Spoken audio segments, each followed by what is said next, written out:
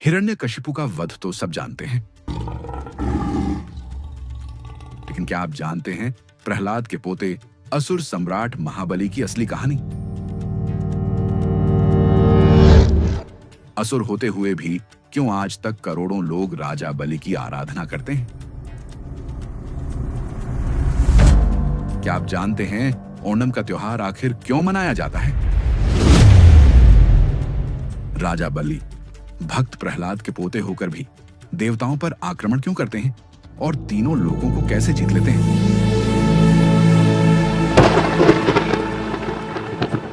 भगवान विष्णु ने वामन अवतार लेकर केवल 3 पग भूमि ही क्यों मांगी? राजा बलि को दुनिया का सबसे महान दानी क्यों कहा जाता है? आज हम जानेंगे महान सम्राट महाबली और भगवान विष्णु के 5वें अवतार वामन की यह अद्भुत गाथा। कहानी शुरू करने से पहले कमेंट में लिखिए जय भगवान वामन। लाइक और सब्सक्राइब करके हमें समर्थन दीजिए।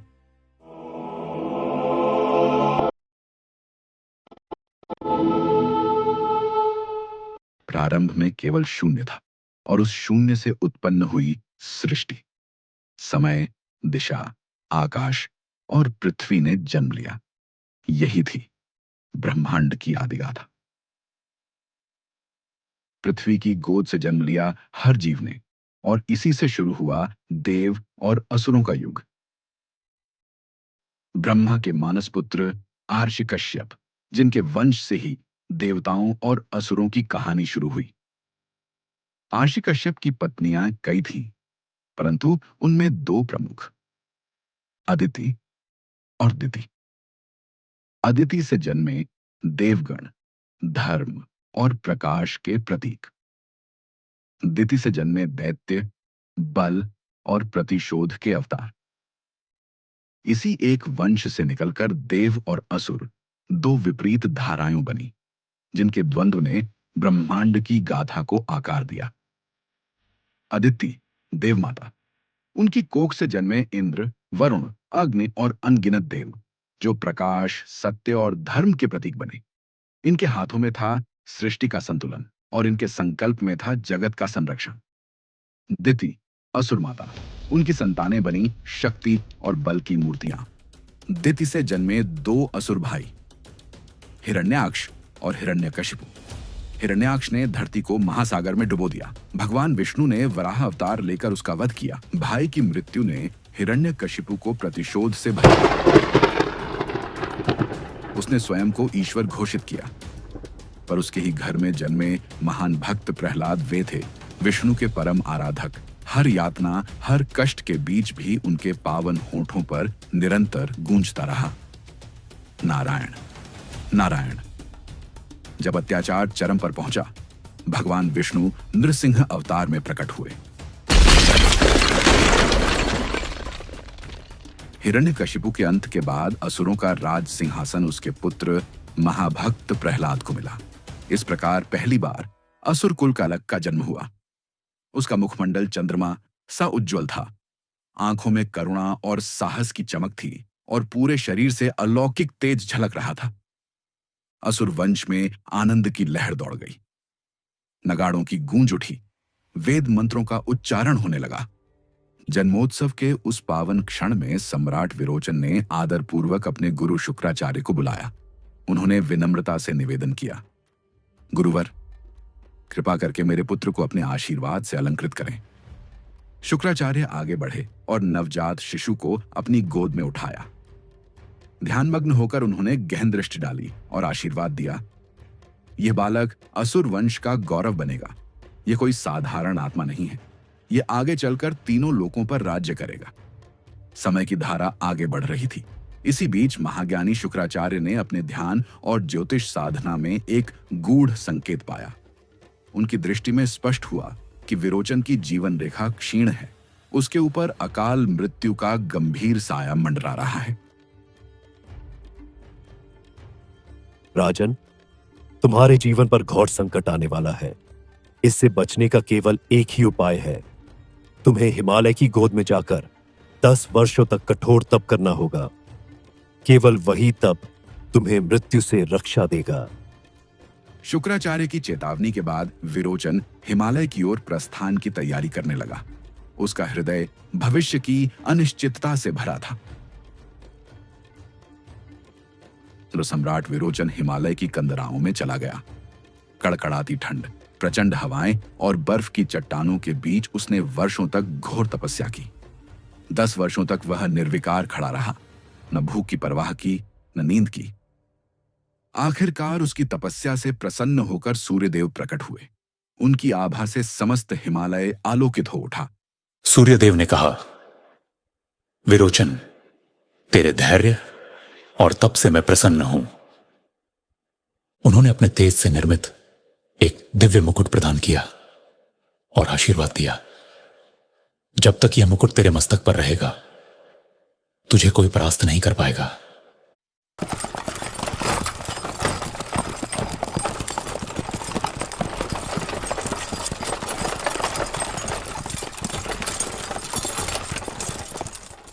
यात्रा के मार्ग में विरोचन के सामने एक साधु वेशधारी ब्राह्मण प्रकट हुआ। उसने विनम्रता से जल अर्पित किया। विरोचन धर्मनिष्ठ थे। उन्होंने बिना संदेह वह जल ग्रहण कर लिया। क्षण भर में उसकी चेतना डगमगाई और वह भूमि पर गिर पड़ा। साधु का वेश टूटते ही उसका वास्तविक स्वरूप प्रकट हुआ। वह स्वयं इंद्र था। उसने अवसर का लाभ उठाकर विरोचन का दिव्य मुकुट छीन लिया। कुछ समय बाद विरोचन की चेतना लौटी। उसने इंद्र को सामने खड़ा पाया और शांत स्वर में कहा, इंद्र, मुझे अपने पुत्र बलि के समावर्तन में पहुंचना है। इंद्र हंस पड़ा और उपहास करते हुए बोला, विरोचन, यदि सामर्थ्य है तो युद्ध कर। विरोचन ने धर्म और सत्य की रक्षा के लिए चुनौती स्वीकार की।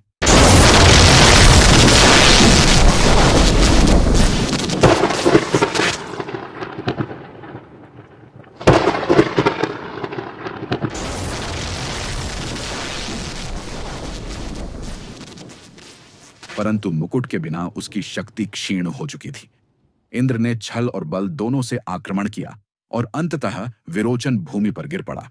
किंतु इंद्र की निर्दयता यहीं समाप्त नहीं हुई। उसने विरोचन का शरीर तुरंत जला दिया, ताकि कहीं शुक्राचार्य अपनी संजीवनी विद्या से उसे पुनः जीवित न कर दें।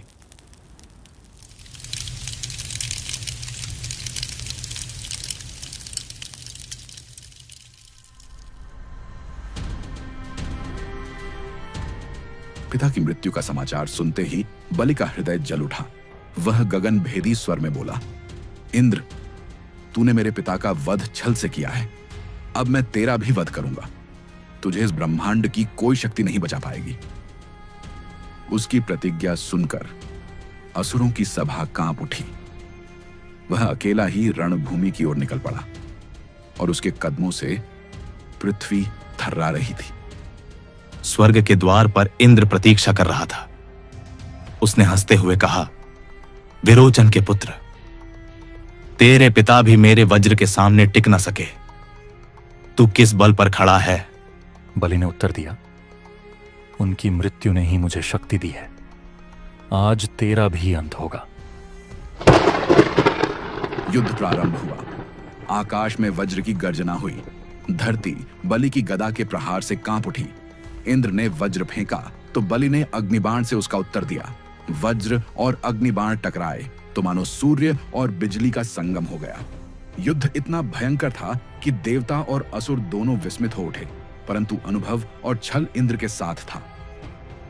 धीरे धीरे बलि के शरीर पर घाव गहरे होते गए। अंततः इंद्र ने वज्र से प्रहार कर उसे भूमि पर गिरा दिया। उसका शरीर मृत्यु के निकट था। इंद्र ने गर्जना की, तेरा अंत यहीं होगा। तेरे पिता की भांति तुझे भी अग्नि में भस्म कर दूंगा। वह बलि के शरीर को नष्ट करने ही वाला था कि आकाश से शंखनाद गूंज उठा। दिव्य आभा फैल गई और स्वयं भगवान विष्णु प्रकट हुए। उनका स्वर दिशाओं में गड़गड़ाहट की तरह गूंजा। इंद्र, तूने मेरे प्रिय भक्त का वध छल से किया है।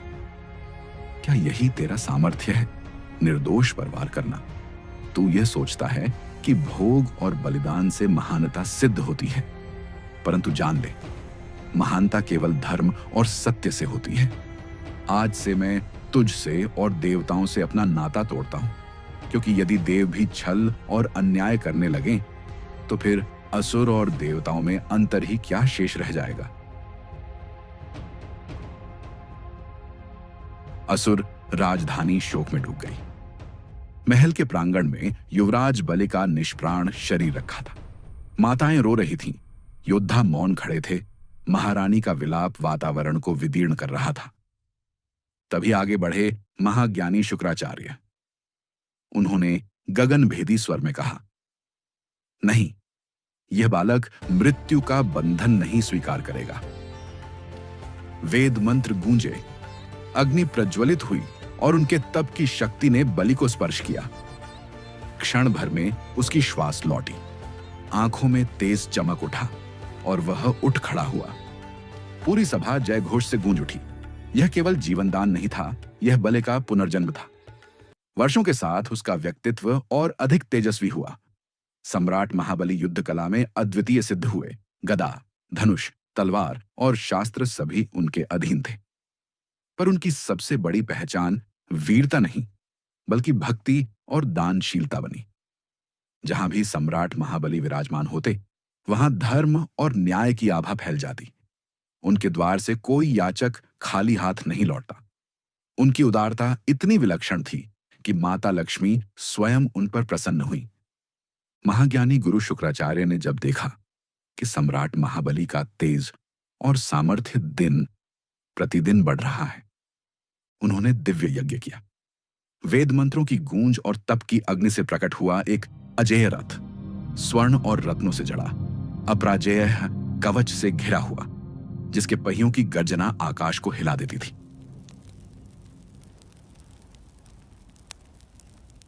इस रथ पर आरूढ़ होकर कोई भी शत्रु तुझे पराजित नहीं कर पाएगा। जब सम्राट महाबली उस दिव्य रथ पर सवार हुए तो मानो तीनों लोक उनके संकल्प के आगे झुक गए।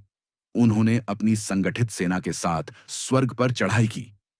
युद्ध छिड़ा, देवसभा कांप उठी। इंद्र ने अपने वज्र से प्रतिरोध किया।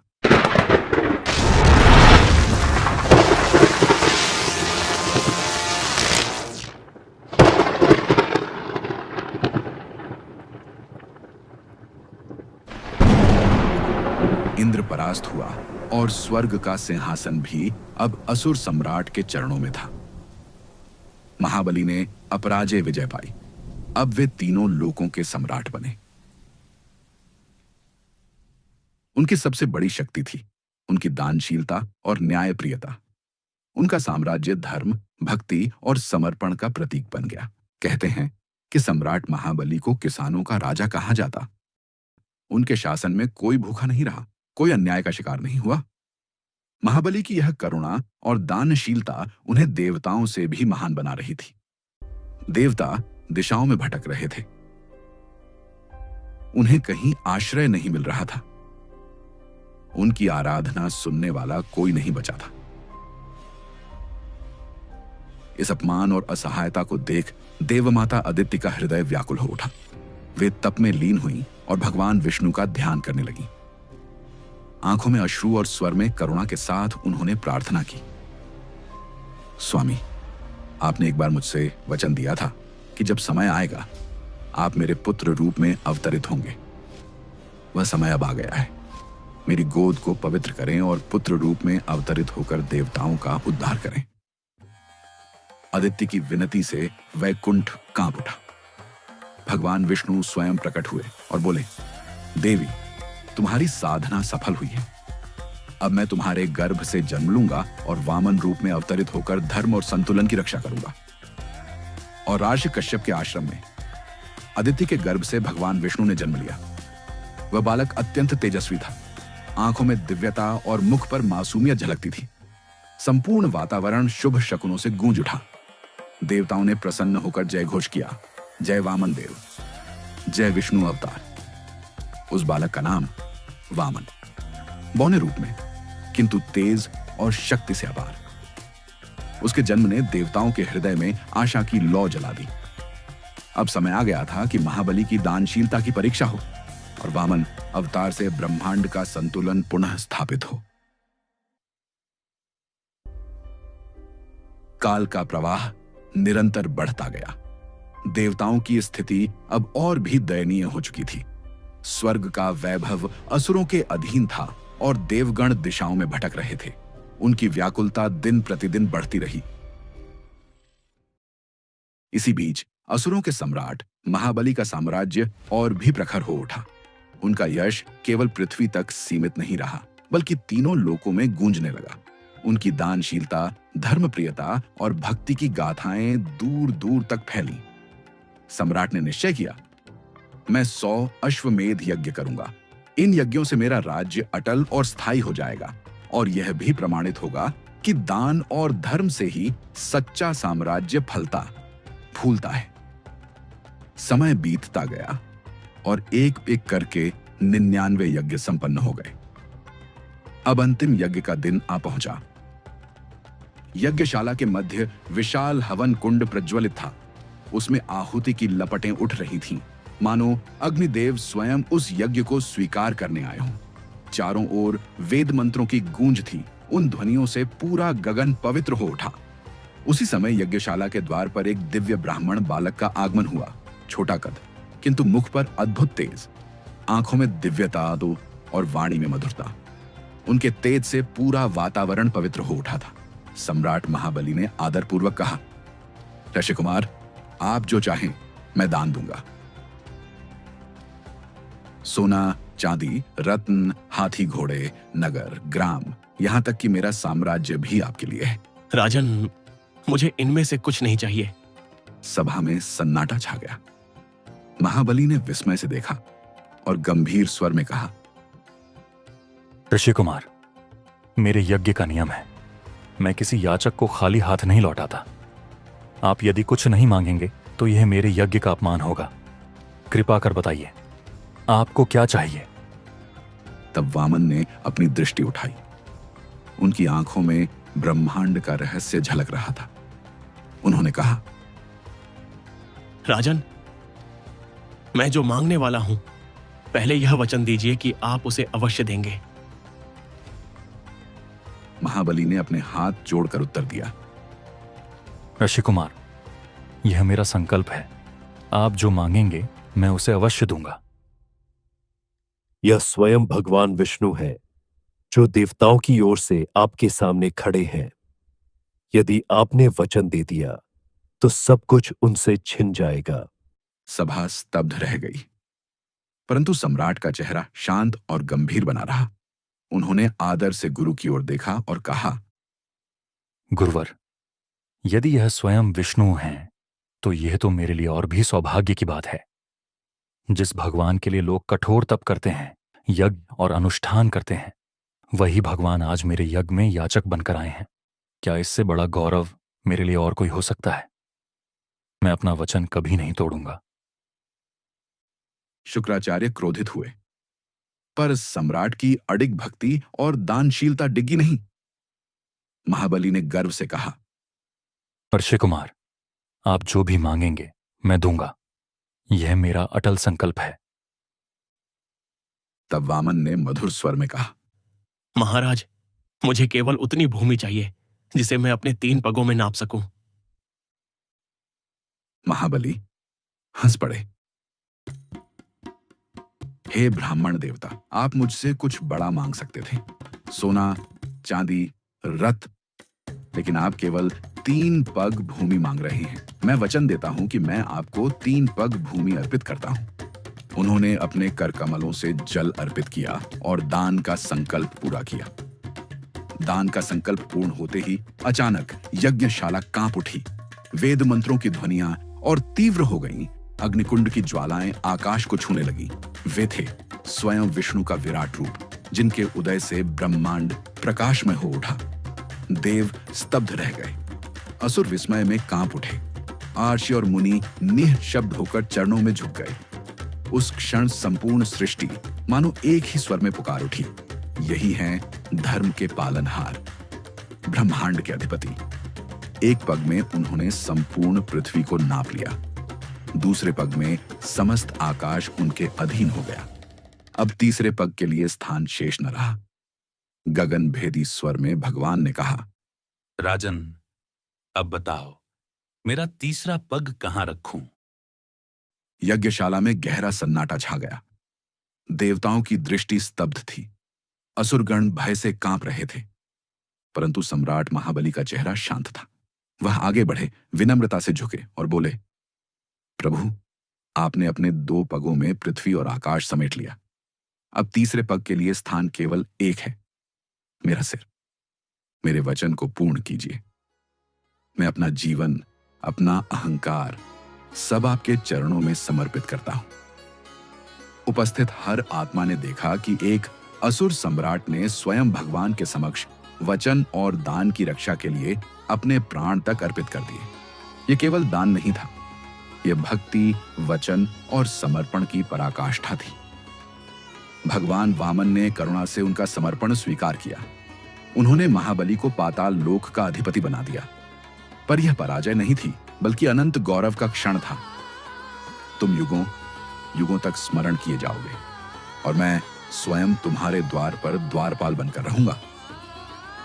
पर महाबली की स्मृति आज भी जीवित है। कहते हैं, जब भगवान वामन ने उन्हें पाताल लोक का स्वामी बनाया तो महाबली ने प्रार्थना की, प्रभु, मुझे अपनी प्रजा से मिलने का अवसर अवश्य दें। भगवान विष्णु ने वचन दिया, हर वर्ष तुम्हें अपनी प्रजा से मिलने का अधिकार रहेगा। और वही दिन आज ओणम उत्सव के रूप में मनाया जाता है। केरल और भारत भर में यह पर्व महाबली की स्मृति में मनाया जाता है। माना जाता है कि उस दिन महाबली अपनी प्रजा से मिलने धरती पर आते हैं। लोग मानते हैं कि उस दिन सम्राट महाबली स्वयं आकर देखते हैं कि उनकी प्रजा सुखी और समृद्ध है। ये थी सम्राट महाबली और भगवान वामन की दिव्य गाथा। अगर वीडियो पसंद आया हो तो लाइक और सब्सक्राइब करके हमें सपोर्ट जरूर कीजिए। कमेंट में लिखिए जय वामन भगवान और बताइए अगली बार आप कौन सी कथा सुनना चाहते हैं, समुद्र मंथन या कोई और। साथ ही हमारे चैनल पर मौजूद नरसिंह अवतार की अद्भुत कथा जरूर देखिए।